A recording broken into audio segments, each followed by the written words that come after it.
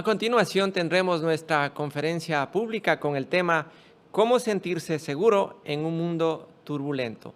La conferencia está a cargo de nuestro hermano Gustavo Tamayo. Hermano Tamayo, tiene toda nuestra atención.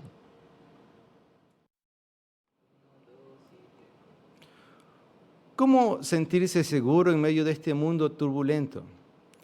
La verdad es que este sistema es exactamente como un barco que va a la deriva, aventado por una y otra ola, donde los pasajeros del barco están angustiados, pues temen por su vida.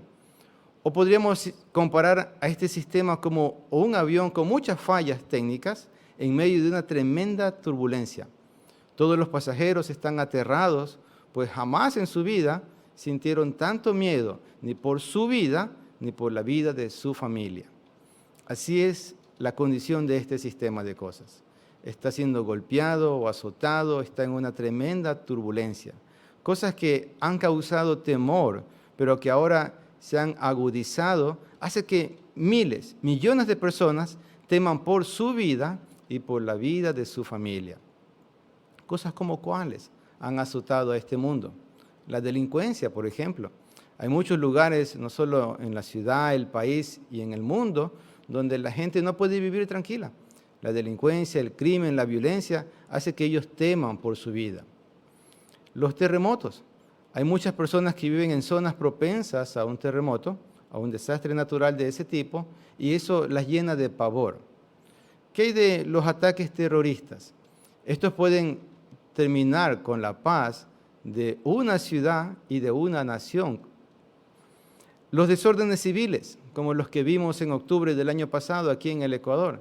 Muchas personas no tenían qué comer, no tenían a dónde ir. Era realmente tan angustioso. Pero, ¿qué hay de las epidemias o las pandemias? Este tipo de enemigo invisible, sorpresivo, ha tomado a toda la humanidad y la ha puesto en una tremenda zozobra y con tremendo temor por su vida. Entonces, en medio de todo esto que se puede ver en nuestro tiempo, ¿es posible sentirse seguro? La Biblia revela que sí es posible. Pero antes de analizar la respuesta a esta pregunta, vamos a analizar en qué momento de la historia la escena del mundo cambió. En qué momento la humanidad llegó a enfrentarse a tantas cosas complejas y difíciles como las que vemos ahora. Y aunque es cierto de que por años la humanidad tuvo problemas desde que se alejó de Dios, desde que Adán y Eva abandonaron a Jehová, comenzaron a sufrir muchísimo, hubo un año en el que la historia cambió radicalmente. Ese año, de acuerdo a las profecías bíblicas, fue 1914. ¿Qué ocurrió en 1914? El libro de Apocalipsis, en el capítulo 6, describe que 4 jinetes salieron cabalgando en aquel año. Estos 4 que usted puede apreciar allí, empezaron su cabalgar en 1914. El primero de los 4, el que va en el caballo blanco, es un rey. Y es alguien a quien no le tenemos temor, pues es nuestro Señor Jesucristo. De hecho, nuestro Salvador, de quien hace unos días justamente conmemoramos su sacrificio y su muerte por nosotros. Cuán contentos estamos de que Cristo esté cabalgando. ¿Por qué? Porque la Biblia dice que en 1914 Él empezó a cabalgar venciendo y va a completar su victoria. ¿Venciendo cómo? Bueno, en 1914 derrotó a Satanás y a sus demonios con la ayuda de los poderosos ángeles y lo arrojó a la tierra. Pero en 1914 también otros jinetes empezaron su cabalgar. El segundo, el del caballo rojo, el de las guerras, empezaron a cabalgar o a hacerse mucho más evidente en 1914. Recuerda, la Primera Guerra Mundial, algo que jamás había existido antes. Y luego vino la Segunda Guerra Mundial. ¿Cuánta gente ha muerto a causa de las guerras? El tercero, el del hambre, ha cobrado la vida de millones de personas también. Y el cuarto, ese caballo tan pálido, con ese jinete tan triste, obviamente ilustrando la muerte, revela de que desde 1914 millones de personas han perdido la vida. Pero note un detalle interesante. Atrás de ese último jinete, atrás de la muerte, hay algo que la Biblia, en la versión revisada de Apocalipsis 6, describe como la tumba, y que anteriormente se le conocía, de hecho de las palabras del griego y el hebreo, Seol o Hades, identificando que toda la gente que muere desde 1914 no han llegado a parar en el Gehenna, en la destrucción absoluta y completa, sino en el Seol. Están en la memoria de Jehová. Quienes han muerto por la guerra, el hambre o por cualquier otra de las cosas como las pestes, están en la memoria de Jehová. Claro, debe haber uno que otro caso que está en el Gehenna, en la destrucción eterna, a quien Jehová ya le dio muchas oportunidades y esa persona absolutamente no resucitará por la maldad de su corazón. Pero en todos los otros casos, quienes han muerto desde ese año tienen asegurada o garantizada, de acuerdo a esta visión, la oportunidad de volver a vivir. Claro, quienes murieron antes de 1914 también tienen la esperanza de la resurrección, pero con mayor razón quienes han muerto después de ese año, pues esa profecía, esa visión en Apocalipsis 6 da esa garantía. Ahora note el detalle que tiene que ver con Jesús. La Biblia dice que Él salió venciendo y completará su victoria.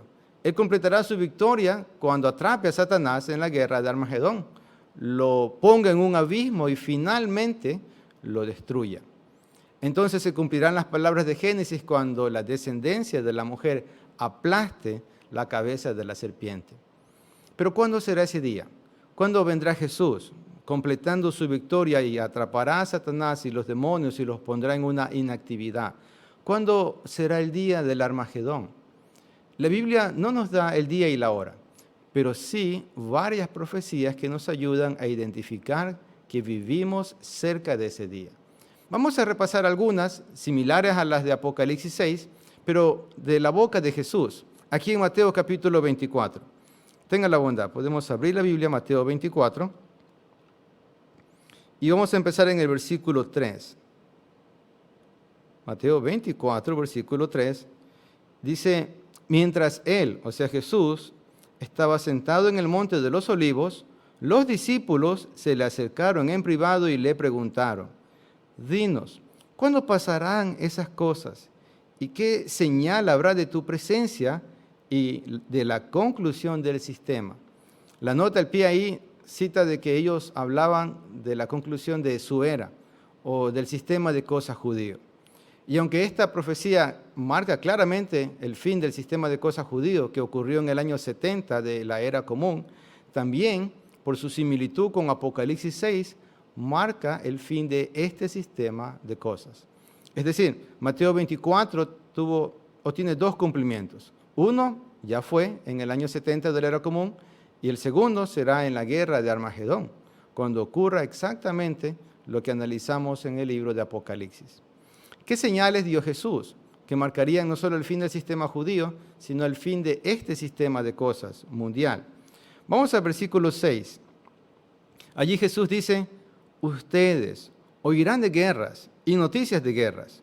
Cuidado, no se alarmen, porque estas cosas tienen que suceder, pero todavía no es el fin. Peleará nación contra nación y reino contra reino, dice el versículo 7. Entonces note, Jesús dice: habrá guerras, noticias, informes de guerras. Pero note este detalle. Versículo 6 dice: cuidado, no se alarmen. Qué interesantes las palabras de Jesús. Pues Él dice: van a oír de guerras, tal vez van a estar en medio de una guerra, pero no se alarmen. Cuidado, no entren en tanto miedo, no entren en un temor descontrolado, no se alarmen. Uno podría decir: pero Señor Jesús, si estoy en medio de una guerra, ¿cómo no me voy a alarmar? Y las razones Él las dio en el primer siglo. Él dijo: estoy con ustedes hasta la conclusión del sistema de cosas. Mateo 28. Y también dijo: donde hay dos o más reunidos en mi nombre, allí estoy yo. Entonces Jesús está con nosotros. Cuando Él dijo: cuidado, no se alarmen, Él estaba diciendo: tranquilos, yo voy a estar con ustedes. Aún en las tribulaciones más grandes que vengan antes del fin, yo voy a estar con ustedes. ¿Se han cumplido estas palabras de Mateo 24 sobre las guerras? Sí. Millones murieron en la Primera Guerra Mundial, otros millones en la Segunda Guerra Mundial. Amenazas terroristas y ataques terroristas han cobrado la vida de millones de personas también. Y no necesariamente son de una nación muy diferente a otra nación. No. ¿Recuerda los Hutus y los Tutsis? Del 7 de abril al 15 de julio de 1994, aquel genocidio en Ruanda cobró la vida de unas 800.000 personas. Lo interesante es que los Hutus y los Tutsis en Ruanda y Burundi básicamente eran emparentados. Tenían algunas diferencias porque eran de dos etnias distintas, pero hasta eran familia entre ellos. Algunos de los Hutus se habían casado con algunos de los Tutsis, y aunque eran familia, parece que había un odio tan grande que hizo que los Hutus asesinaran tremendamente, cobraran la vida de miles de Tutsis. ¡Qué tremendo genocidio! El odio llevó a que dos etnias de una misma nación terminaran peleando al punto de matar a tantas personas. Con razón, Apocalipsis 6:4 dice que a ese segundo jinete, recuerda, del caballo rojo, se le dio autoridad para quitar la paz de la tierra. Y desde 1914 el mundo no tiene paz. No sabe el momento en que podría desarrollarse o terminar habiendo una guerra entre naciones o una guerra mundial. Viven en un tremendo temor. Fue exactamente como el apóstol Juan lo vio en aquella visión de Apocalipsis 6, es exactamente como Jesús lo describió en Mateo 24. Pero recuerden, no debemos alarmarnos, pues Cristo está con nosotros. ¿Qué otra profecía se ha cumplido? ¿Qué otra profecía dio Jesús? Versículo 7, Mateo 24:7 dice, y habrá hambre. ¿La ha habido? La verdad que sí. Miles, millones han muerto por falta de alimento. No solo en África, sino también en Sudamérica. Personas han huido de sus países buscando un refugio en otros lugares a fin de tener algo que comer y que darle a su familia. Entonces, esta profecía sobre el hambre, que también se lo describe como uno de los jinetes en el capítulo 6 de Apocalipsis, se ha cumplido en nuestro tiempo también. ¿Pero es todo? No. También la Biblia dice aquí en versículo 7 que habría terremotos en un lugar tras otro. Así ocurrió. El 2016, recuerda, aquí en Ecuador, un terremoto doble, Manta y Pedernales. Y así, por toda la tierra, en un lugar tras otro, ha habido terremotos. Ha cobrado la vida de miles de personas. Qué triste, ¿verdad? Pero se están cumpliendo exactamente las palabras de Jesús. ¿Tiene Cristo la culpa de esto? No. Sencillamente son el producto de la maldad del corazón del hombre. Pero también son un indicativo de que estamos cerca del día en que Jesús venga en la batalla del Armagedón y pueda limpiar toda la maldad de la tierra. Pero analicemos una más. Vamos a Lucas, capítulo 21. Lucas 21, versículo 11, vuelve este versículo a hablar de los terremotos y del hambre, pero al final dice que habría también epidemias. La nota para epidemias es pestes, y no hay duda de que así ha sido. Este versículo ha estado en la Biblia allí por años, y cuando lo hemos leído a veces hay quienes no han tenido la confianza de que realmente iba a ser así. Decía epidemias, sí, pero son lejanas o se pueden atender. Pero mire lo que el mundo está atravesando ahora, una pandemia que está cobrando la vida de miles de personas y que no hay una fecha de terminación. Entonces, las profecías bíblicas sobre los últimos días se están cumpliendo. Y qué triste es ver todo el sufrimiento que esto genera.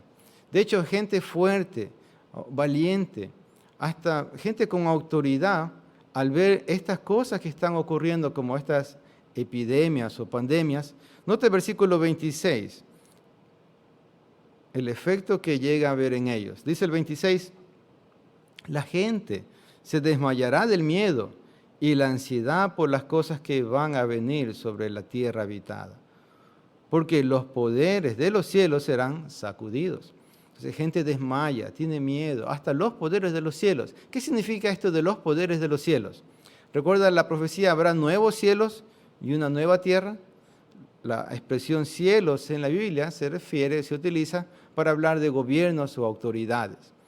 Hoy también gobernantes políticos, gente de autoridad sobre una nación, tiene el temor de esta pandemia también. Teme por su vida y tal vez su rostro, que en muy pocas o ninguna reflejó temor, ahora refleja pánico a causa de no tener una salida. Como dijo Jesús, desmayarían del miedo y la ansiedad. Y lo cierto es que, aunque todas estas cosas están pasando, hermanos, recordamos las palabras de Jesús. Cuidado, no se aterroricen, porque yo estoy con ustedes. Si nosotros tenemos temor de ser víctimas de un virus, de la pandemia, o tememos por nuestra familia, créalo de todo corazón que eso no es una falta de fe. No, es sencillamente que somos humanos y estamos impotentes ante la situación que está ocurriendo. Esa impotencia hace que uno también se sienta triste porque no tiene una solución ya para el problema. Pero si esa angustia o preocupación la sentimos nosotros, imagínense las personas que no tienen a Jehová, que no tienen a Dios en su vida. Aún muchas más angustiadas están y tristemente no tienen una salida. Nosotros sí la tenemos. ¿Cuál es? ¿Cómo podemos estar tranquilos en medio de tanta turbulencia? Bueno, vamos a ver la primera de las ayudas que tenemos. Vamos a Proverbios, capítulo 18, versículo 10. Proverbios 18, 10. Dice, el nombre de Jehová es una torre fuerte. El justo corre hacia ella y recibe protección. El nombre de Jehová. ¿Qué significa esto? No es que el nombre de Dios, Jehová, sea un amuleto o algo supersticioso, o que diciéndolo tenemos una protección súper especial contra un virus o contra algo que pueda hacernos un daño. No, más bien la expresión el nombre de Jehová hace alusión a lo que significa el nombre de Dios, Jehová. ¿Recuerda? Él hace, Él causa que llegue a suceder o que llegue a ser. Jehová tiene el poder de hacer absolutamente todo lo que Él desea. ¿Y qué es lo que Jehová desea? Desea restaurar las cosas en la tierra. Él desea y ha prometido en su palabra que habrá un grupo, no unos cuantos, sino una gran muchedumbre que sobrevivirá no solamente a lo que es esta pandemia, sino al fin de este sistema de cosas. Hoy estamos aquí, atravesando una pandemia muy, muy fuerte, muy tristes resultados o consecuencias, y es cierto que en esto tenemos que demostrar buen juicio y sabiduría práctica para movernos, para saber cómo actuar en estos días. Pero dentro de poco vendrá la gran tribulación. Y en la gran tribulación, hermanos, la victoria estará asegurada. De hecho, Jehová se propuso, hizo que mediante una visión el apóstol Juan lo pudiera apreciar y que lo escribiera en el libro de Apocalipsis. Una gran muchedumbre atravesará el fin de este sistema de cosas y el mismísimo día de Armagedón. Entonces, Jehová lo ha prometido y Él lo cumplirá. ¿Qué otra cosa Jehová ha prometido? Que nos dará su protección y su ayuda. De hecho, este mismo versículo, si usted mira en la siguiente parte, dice que el nombre de Jehová es una torre fuerte. En tiempos bíblicos, estas torres servían de protección. O era una ciudad amurallada con unas torres, o las torres a veces estaban en distintos lugares claves del territorio. Entonces, cuando la gente trabajaba a campo abierto y de pronto una bestia o un animal salvaje quería atacarlo, podía correr a una de estas torres y allí hallaba protección. Asimismo, sea cual sea el daño, sea cual sea el problema o el peligro o la angustia, podemos correr a donde Jehová y Él nos va a dar su protección. ¿Qué clase de protección? Vamos a Filipenses capítulo 4 ahora y vamos a leer versículos 6 y 7. A los Filipenses 4, versículos 6 y versículo 7. Dice, no se angustien por nada, más bien, en cualquier situación. Vamos a analizar hasta allí. ¿Quién escribió estas palabras? Fue el apóstol Pablo. Bajo inspiración divina, las puso por escrito, pero él dice, no se angustien por nada. Más bien, en cualquier situación, sea cual sea la situación, ustedes no deben angustiarse. ¿Tenía razón Pablo para decir esto? ¿Tenía franqueza de expresión para decir, no importa qué situación venga, no se angustien por nada? Y la verdad es que sí. El apóstol Pablo pasó por muchas dificultades, por muchas pruebas. De hecho, si sufrió de una variedad de cosas, obviamente Pablo es un ejemplo en eso, porque Satanás lo golpeó, lo persiguió, lo trató tan mal al apóstol Pablo que él pasó por muchas situaciones y aún así no se angustió. Por eso con franqueza de expresión él pudo decir también, no se angustien. ¿Por qué cosas atravesó el apóstol Pablo? Dice la Biblia que él atravesó por naufragios, fue apedreado, golpeado, a veces fue dado por muerto. Dice la Biblia que fue encarcelado, estuvo en un cepo incluso. Y también describe que él tuvo noches sin dormir. Imagínense, noches sin dormir. Es cierto que tal vez nosotros mismos no hemos sido golpeados en nuestra postura o por nuestra fe. Nuestros hermanos ahora mismo en Rusia sí están siendo golpeados físicamente. Pero es posible que ahora nosotros nos sintamos como Pablo, encerrados, por medio o por la cuarentena. Tal vez no tenemos la libertad que teníamos antes y tal vez eso nos angustie. Aún así, dice la Biblia, no se angustien por nada. Tal vez hemos pasado como Pablo, noches sin dormir, por la preocupación. Tal vez usted ha estado preocupado por qué será de su familia y si usted que tiene que ir a buscar los alimentos o provisiones de pronto se infecta, ¿qué pasará con los míos después de que algo malo me pase a mí? ¿O qué pasará con mi mamá? ¿O qué pasará con mis tíos?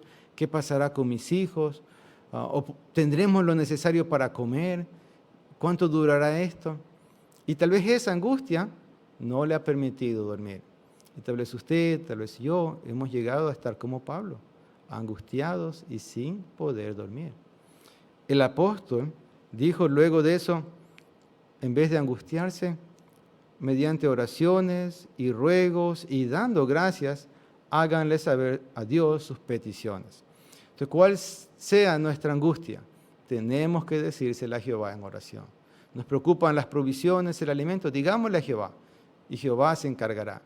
La angustia tal vez, la situación familiar en sentido emocional, ruégale a Jehová y Jehová le ayudará. ¿Cómo? Lo primero que necesitamos está en el versículo 7. Dice, y la paz de Dios, que está más allá de lo que ningún ser humano puede entender, protegerá sus corazones y sus mentes por medio de Cristo Jesús. La paz de Dios. ¿Qué es la paz de Dios?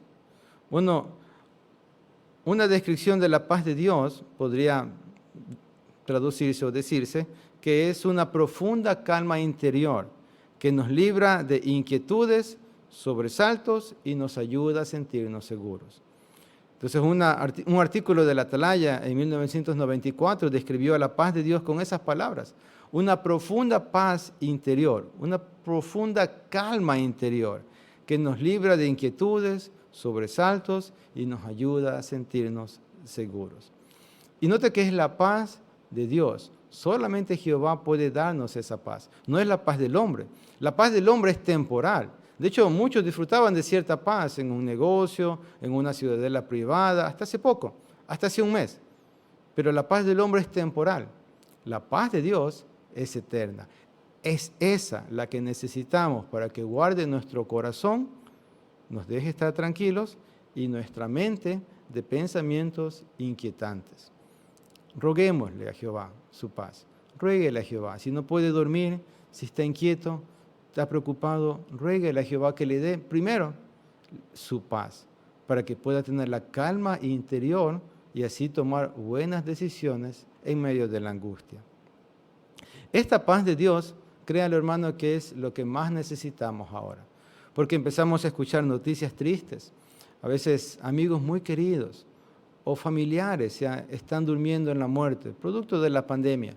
Y una de las cosas que más entristece es que no podemos estar allí con el resto de la familia para consolarlos. No podemos estar allí con nuestros hermanos de la congregación para consolarlos en medio de su pérdida. Ni siquiera un entierro digno es posible tener en estos días. Ese tipo de cosas de verdad que angustian. Necesitamos la paz de Dios ahora, la necesitamos conforme las cosas se vayan desenvolviendo o agravando en algunos casos, y la necesitaremos en la gran tribulación. Debemos rogarle a Jehová que nos dé su paz, esa calma interior, para no solo pasar esta parte, este episodio triste de la historia de la humanidad, sino también poder pasar la gran tribulación. ¿Qué más dijo Jesús que nos ayudaría a nosotros que vivimos en los últimos días? Vamos a Mateo nuevamente. Mateo 24, pero vamos a leer versículo 37. Un poco más abajo, Mateo 24, 37. Dice, porque tal como eran los días de Noé, así será la presencia del Hijo del Hombre. Porque en aquellos días antes del diluvio la gente comía y bebía, los hombres se casaban y las mujeres las entregaban en matrimonio, hasta el día en que Noé entró en el arca.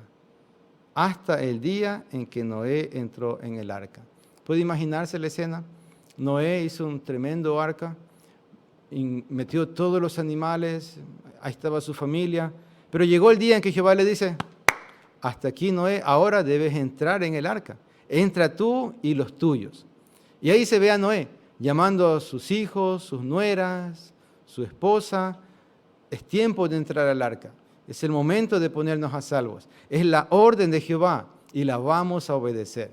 Y Noé entró con los suyos y ahí estuvieron. ¿Cayó automáticamente el diluvio? La verdad que no. ¿Se angustiaron? Posiblemente sí. Pero Noé adentro, calmando a su familia y diciéndole, vamos a quedarnos aquí adentro. Vamos a quedarnos a salvo ahora aquí, siguiendo las instrucciones de Jehová. Eso salvó la vida de Noé, su familia y de la entera especie humana. ¿Tenemos algo similar como el arca de Noé en nuestros días? La verdad que sí. Jesús dijo, así como eran los días de Noé, así será la presencia del Hijo del Hombre. Hoy también Jehová nos ha dado un arca simbólica. ¿Cuál es esa arca? Nuestro hermoso paraíso espiritual. Este hermoso paraíso que Jehová nos ha dado, esta provisión tan linda en la que podemos no solo disfrutar de una hermandad, de alimento espiritual y de hermanos que son como árboles, que son un apoyo para nosotros. Tiene tantísimas bendiciones y cosas tan lindas que Jehová nos ha dado en este paraíso espiritual. Y aunque es cierto que ahorita no podemos ir a la reunión en un salón del reino, pero igual nos seguimos reuniendo. No pudimos tener nuestra conmemoración hace unos días de la forma tan común que la hemos hecho por años, pero hicimos algo histórico que fue una victoria para Jehová. Mientras que Satanás tal vez se alegró pensando que no celebraríamos la conmemoración o que dejaríamos de reunirnos, para Jehová, para Jesús, para su pueblo, fue una victoria que el último martes, el martes pasado, el 7 de abril, nosotros conmemoráramos la muerte de nuestro Señor Jesús. Eso es parte del paraíso espiritual. Nota en la esquina superior derecha, un miembro del cuerpo gobernante, dando dirección, dando instrucción. Este grupo de hermanos valientes a quienes Cristo está usando, están llevando a la delantera en la organización. Claro, anhelan ir con Cristo, juntarse con el resto de los 144,000 y venir a la batalla del Armagedón con Jesús. Con un cuerpo ya inmortal, incorruptible, junto a Cristo, derrotarán a Satanás. Pero mientras están en la tierra, ellos disfrutan de darnos guía y apoyo espiritual. Usan distintos medios, si ven en la esquina inferior derecha, medios técnicos ahora. Hemos visto 2 videos en JW sobre el coronavirus y la verdad que estas provisiones que tenemos son tan lindas porque vienen de Jehová. Entonces, ¿qué nos toca hacer? Quedarnos en el paraíso espiritual, mantenernos aquí, no salir de la organización de Jehová, no permitir que nada ni nadie nos engañe. Dentro de poco Satanás proclamará paz y seguridad, pero no es más que un engaño de parte de él, pues destrucción repentina va a sobrevenirles. Por lo tanto, hermanos, roguemos a Jehová que nos dé su paz, esa paz que puede calmar nuestro corazón en estos días turbulentos y angustiosos. Segundo, mantengámonos en este hermoso paraíso espiritual, a salvo, seguros, dentro de la organización de Jehová. Si lo hacemos, las palabras del apóstol Pablo, ahí en la carta a los Romanos, tal vez los recuerda.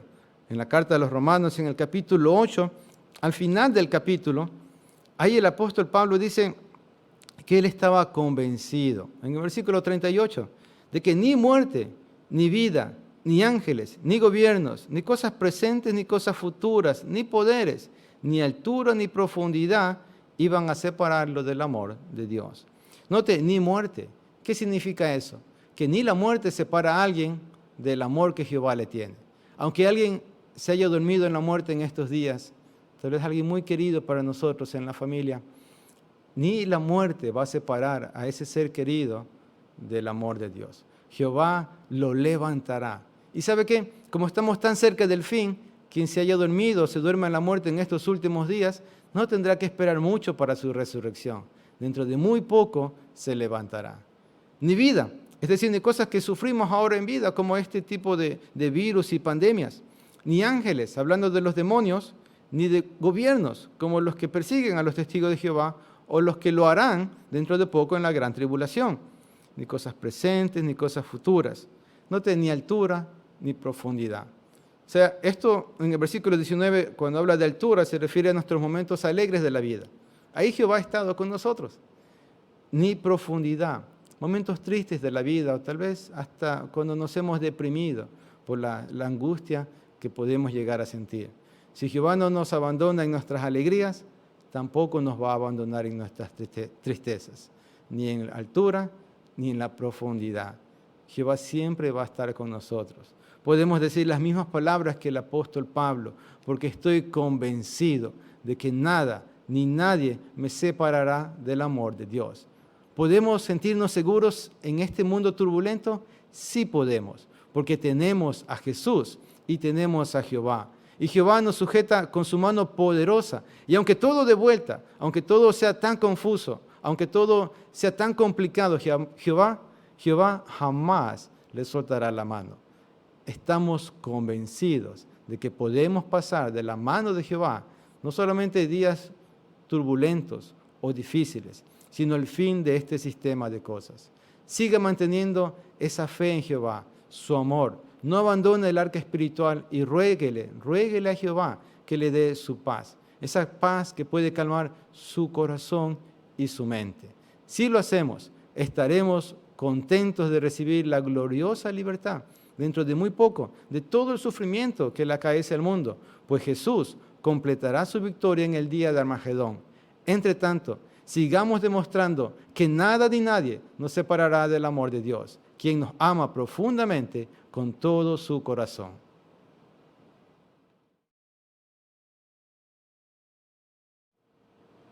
Nuestro profundo agradecimiento para nuestro Creador Jehová por esta maravillosa instrucción, pero por supuesto para usted también, hermano Tamayo.